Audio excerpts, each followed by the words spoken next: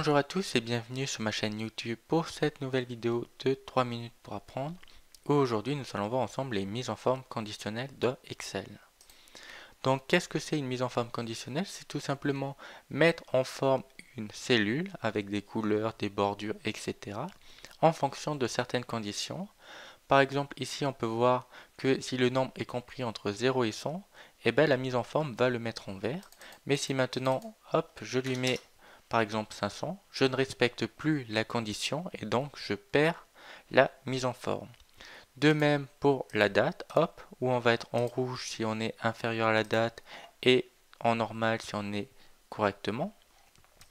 On peut aussi, pour des listes, faire plusieurs mises en forme conditionnelles en fonction du contenu. Donc là, par exemple, la première mise en forme met en vert si j'ai le contenu validé, en jaune si je suis en cours et en rouge si je suis refusé. Et enfin, il y a aussi toutes les mises en forme de tableau qui permettent pourquoi pas de prendre les deux valeurs les plus grandes, de nuancer les différentes couleurs. Hop, là vous voyez que si je change cette valeur-là, la nuance de couleur a bien été mise à jour automatiquement. Et le jeu d'icônes. Donc pour pouvoir faire ceci, il faut aller dans l'onglet Accueil et venir ici dans Mise en forme conditionnelle. Et à partir de là, vous pouvez choisir pas mal de choix de mise en forme.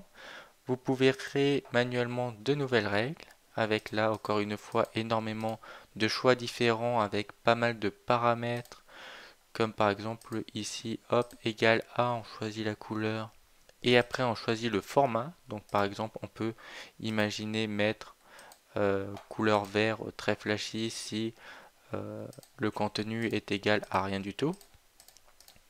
Et là, si je supprime, le contenu est bien égal à rien du tout et du coup, la mise en forme est bien appliquée. Et pour pouvoir gérer les mises en forme, il suffit de cliquer sur la case où il y a une mise en forme, venir ici et cliquer sur Gérer. Et à partir de là, on peut voir la liste des différentes mises en forme déjà appliquées.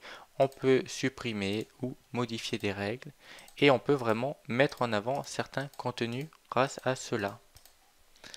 Voilà, j'espère que cette petite vidéo vous aura plu. Si c'est le cas, n'hésitez pas à lâcher un pouce bleu, à partager sur les réseaux sociaux et on se dit à très bientôt. Allez, ciao!